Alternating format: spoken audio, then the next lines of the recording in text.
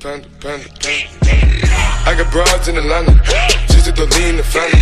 Credit cards in the scammers, hitting the licks in the van. Legacies, family. Wait and see the. Hey, what up guys, it's your boy Shumesh and welcome back to HJ Reacts. After 5 days I am back again with a video. So it's a little serious. He is one of my favorites, and though it's been 2 weeks since he have been uploaded a video. Yes, Logan Paul. Yes, I am saying that Logan Paul just uploaded a video. It's just been 36 minutes. I have just come to home. I am also ready, but I am going to react to this faster than ever. The video title is, it's very serious. I'm just going to watch, which is Suicide Be Here Tomorrow.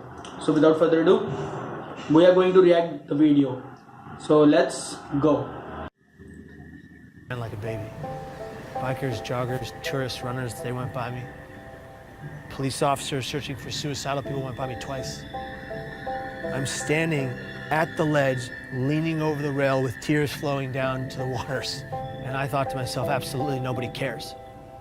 And then the voice in my head said, jump now, and I did. And the millisecond that my hands cleared the rail and my legs flew over it was an instant regret. The depression was wiped from my mind, and all I wanted to do was live, and I thought it's too late. Kevin Hines was 19 when he jumped off the Golden Gate Bridge. He is one of the many incredible people that I've been grateful to meet over the past 3 weeks as I aim to further understand the complexities surrounding suicide. And I know I've made mistakes. I know I've let people down. But what happens when you're given an opportunity to help make a difference in the world? The backlash against the social media star. Very popular guy called Logan Paul is in some hot He's water. a complete and utter insensitive idiot. Take a break from daily vlogging. Even he says his latest content was his biggest mistake. I want to apologize to the victim and his family. It's time to learn from the past as they get better and grow as a human being. I'm here to have a hard conversation so that those who are suffering can have easier ones. So I've never been so humbled in my life by a single event. Were you kind of shocked by it?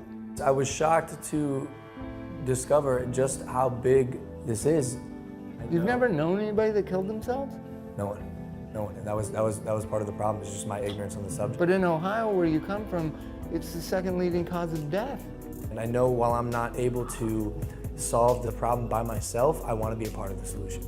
And that solution began across the country in New York City.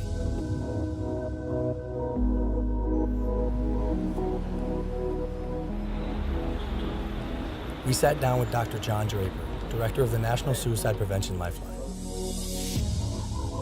We have to change the conversation publicly from just focusing on suicide and how something bad is happening and say, well, what do we do about it? Help people understand that the first thing they need to do is reach out and talk to somebody when they're feeling in despair. Because you're not alone with it anymore. They've done studies with people who are experiencing any kind of pain, including hanging off a cliff. You can hold on a lot longer if somebody is right there with you. This is so true.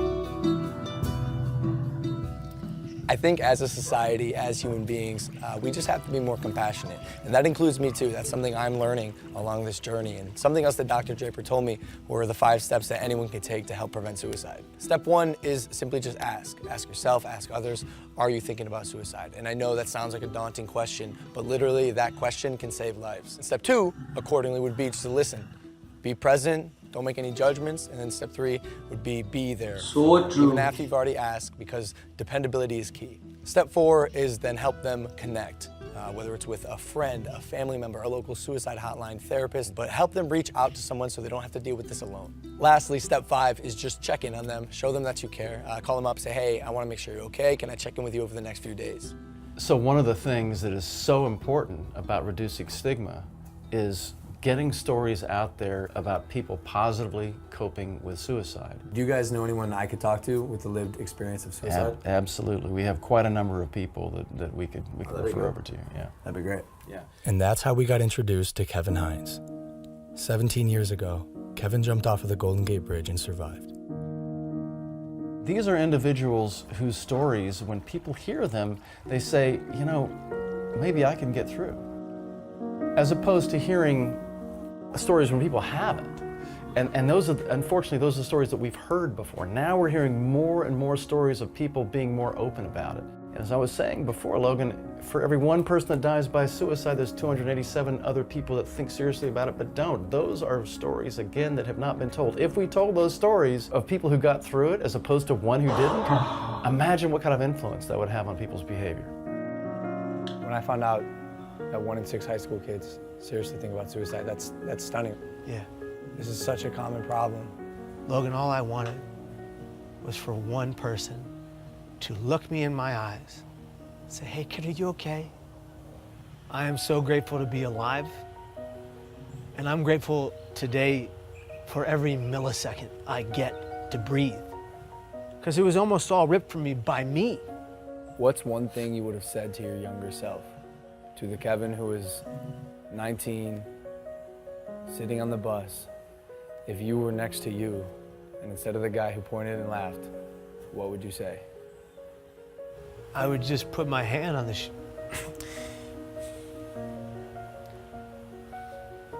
I would just put my hand on my shoulder and I would just say, I'm here for you. I got you. We need to be a society that comes together for every person in the community that's going through hell. And in order to do that, every person that's going through hell, whatever hell, has to be honest about their pain. Right. And if they're going to be honest about their pain, we are going to collectively answer the call and be there for that individual. Because if you don't see beauty in the next person you meet, you're not looking hard enough. You're incredible, dude. This is an honor for me. It's an honor for me too, brother.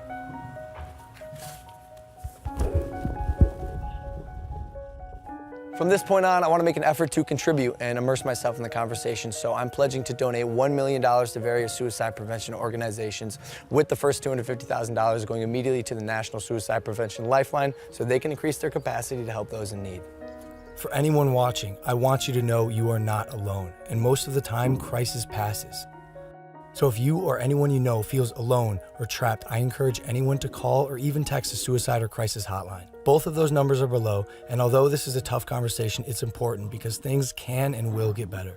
It's time to start a new chapter in my life as I continue to educate both myself and others on suicide.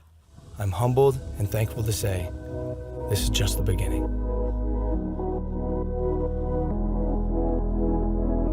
True. Very true.